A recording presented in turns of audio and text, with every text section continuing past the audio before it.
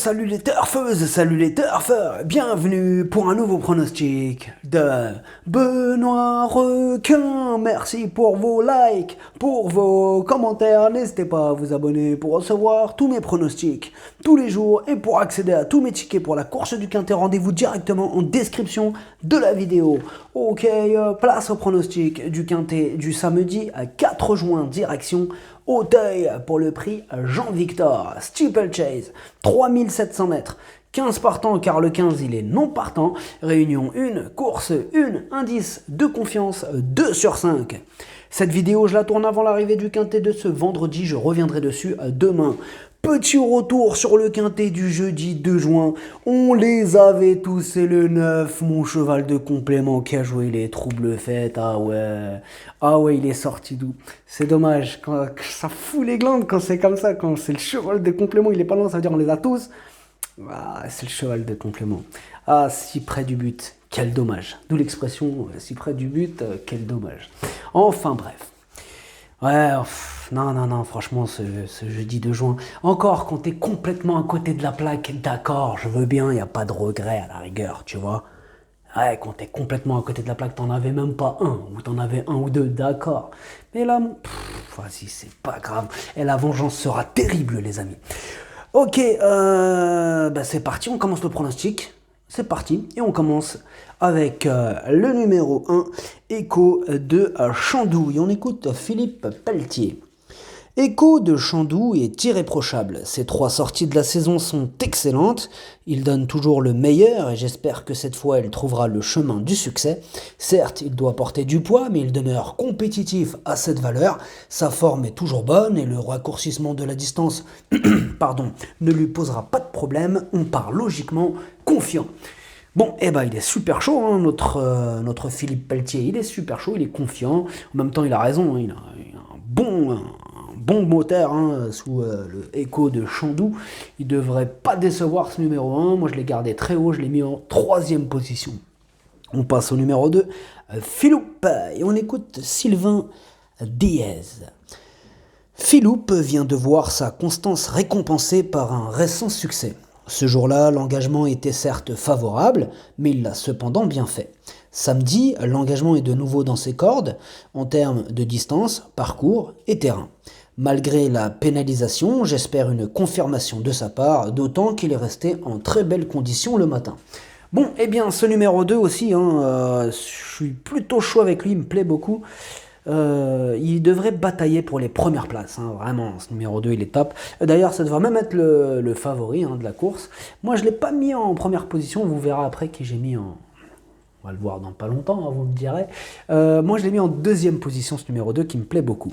On passe au numéro 3 à Nabucco As et on écoute Jérôme Delaunay. Nabucco As est un vieux cuir qui a de bons restes. Il donne toujours le meilleur de lui-même, on va le monter un peu plus patiemment que de coutume, car la course s'annonce rythmée. Il fera les 1000 derniers mètres, mais sachez que je le trouve en bonne condition. Ce numéro 3, je l'ai retenu dans mon pronostic, mais plutôt en bout de combinaison. On passe au numéro 4, Fan d'Apples, et on écoute David Satalia. Fan d'Apples s'est bien défendu dernièrement à Milan. En effet, il a bien tenu sa partie tout en prenant l'avantage un peu tôt dans la phase finale. Il retrouve Auteuil samedi, il a sa place parmi les 5 premiers à condition de bien sauter d'un bout à l'autre. À ce sujet d'ailleurs, je le trouve en amélioration. Bien, merci David Satalia pour ces petites remarques au sujet d'ailleurs de son amélioration de saut. C'est cool, c'est sympathique. Ce numéro 4, malgré toutes ces améliorations de saut, moi je ne l'ai pas gardé. Oui, là je rigole, j'espère que rira bien qui rira le dernier, comme on dit. J'espère que c'est pas David qui va se foutre de ma... Enfin bref, on s'est compris. En tout cas, le 4, je l'ai pas retenu, je l'ai mis en... il est dans ma petite liste des possibles casseurs de tickets repérés, et il est à l'arrière de cette liste. On passe au numéro 5, Monster Caroli, et on écoute Jérôme Delaunay. Monster Caroli est en pleine forme comme en attestent ses 2 récents succès. Il va apprécier le parcours du jour, on profite de sa bonne condition pour aligner ce concurrent véloce au départ de ce quintet. Il n'a pas été épargné par les soucis de jambes, mais il vieillit bien. Bon, bah, c'est super, il vieillit bien, et ça c'est bien.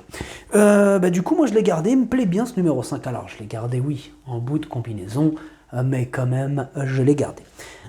Pardon. On passe au numéro 6, Uric des Zobos. Et on écoute Nicolas De Wilder. Uric des Zobos est irréprochable. Vainqueur de quintet en haie, j'espère qu'il pourra en remporter un sur le steeple et pourquoi pas samedi. Avant le coup, tous les feux sont au vert. Ah, il est super chaud, Nicolas De Wilder, avec ce numéro 6, et moi aussi, je suis super chaud, vraiment, il me plaît beaucoup, et il me plaît tellement que je l'ai mis en tête de mon pronostic, je l'ai mis en première position, vraiment, il me plaît, ce numéro 6. On passe au numéro 7, Fou du Brésil. Ah, c'est un fou, mais c'est un fou du Brésil. On écoute Yannick Fouin. Fou du Brésil n'a pu s'illustrer dernièrement. C'était sur les balais. J'ai pas mal d'interrogations à son sujet, je dois l'avouer. Je le redirige en steeple ici, il n'a pas beaucoup de titres sur les gros obstacles d'Auteuil. Le matin, il est bien, on va voir.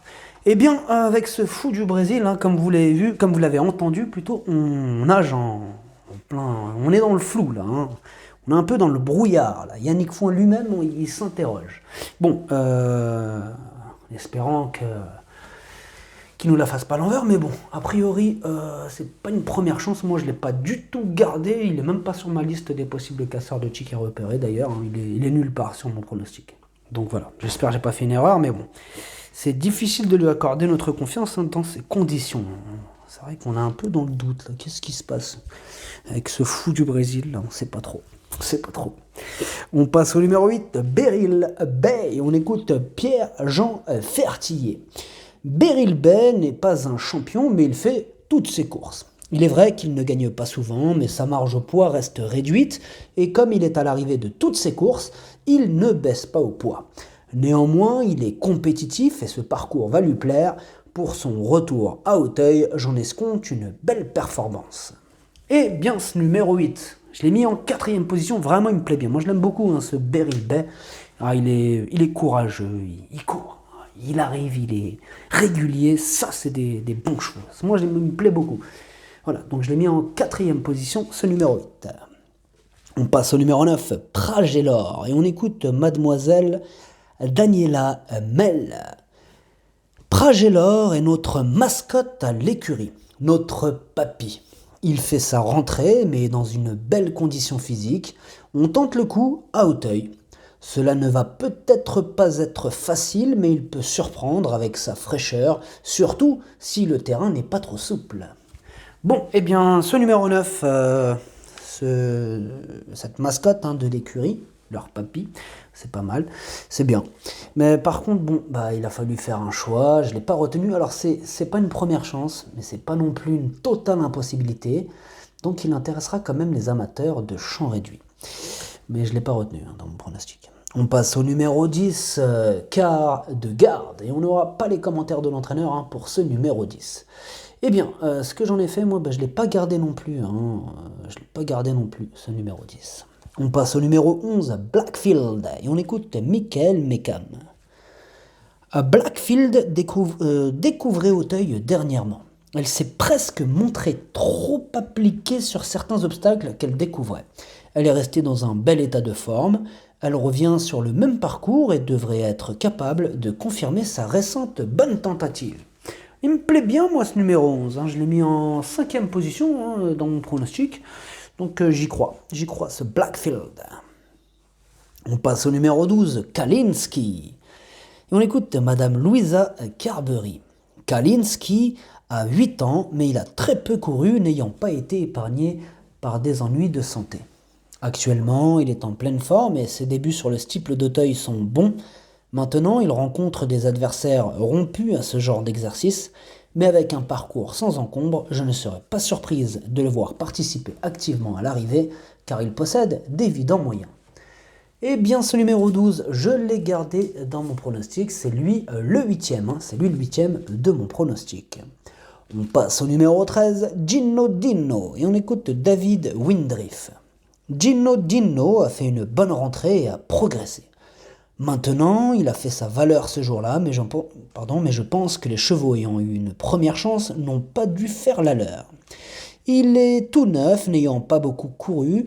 Il est un peu fragile, il est un peu fragile aussi bien physiquement que mentalement. La distance est un peu courte et il ne faudrait pas que le terrain s'assouplisse de trop, mais il peut se placer. Eh bien, ce numéro 13, il me fait un petit peu peur. Alors, il a fallu faire un choix. Je ne l'ai pas retenu dans mon pronostic. Par contre, quand je vous dis qu'il me fait un peu peur, c'est que je l'ai quand même mis en tête. C'est lui c'est le chef de ma petite liste des possibles casseurs de tickets repérés. S'il y avait un chef dans cette liste, ce serait lui. Ce serait Gino Gino. Donc attention. On passe au numéro 14, Polorius, et on écoute Mademoiselle Daniela Mel. Polorius est un cheval sympa qui est un bon sauteur, mais on a du mal à le gérer dans un parcours. Tout va dépendre de la façon dont il va se comporter. Cela peut être tout ou rien avec lui. Malheureusement, Johnny Charon, qui s'entend bien avec lui, est indisponible et je dois changer de jockey. On va voir comment cela se passe. Eh bien, ce numéro 14, il me plaît bien, mais par contre, j'ai pas pu le retenir dans mon pronostic. C'est mon regret, c'est mon cheval de complément en cas de non partant. On passe au numéro 15 qui est non partant. Et du coup, on enchaîne direct sur le numéro 16, Pressani. Et on écoute le Yannick Foin. Pressani m'a franchement fait plaisir dernièrement. J'ai depuis attendu cette course avec lui, d'autant qu'il n'avait pas ménagé ses efforts ce jour-là. En seconde épreuve, je lui aurais vu une très belle chance théorique. Là, en première, je demande à voir, d'autant qu'il n'est pas toujours très sûr dans ses sauts. Eh bien, ce numéro 16, c'est un cheval que j'aime bien. J'ai bien aimé sa dernière course. Bien aimé d'ailleurs. Pas mal de ses courses me plaisent. Mais bon, c'est vrai qu'il monte un peu de catégorie maintenant. Mais voilà, c'est pas une impossibilité, c'est pas une première chance. Du pour, du contre. Personnellement, c'est mon deuxième cheval de complément en cas de non partant. Attention, on doit lui accorder une note de méfiance. Il est plutôt ouvert ce quintet. Première vue, attention, c'est pas non plus un quintet facile. Le pronostic, ça donne 6, 2, As, 8, 11, 5, 3. Merci d'avoir suivi cette vidéo. N'hésitez pas à vous abonner pour recevoir tous mes pronostics tous les jours et pour accéder à tous mes tickets pour la course du quintet. Rendez-vous directement en description de la vidéo. À jouer avec modération. Bonne chance. Chopez-le moi. Ciao.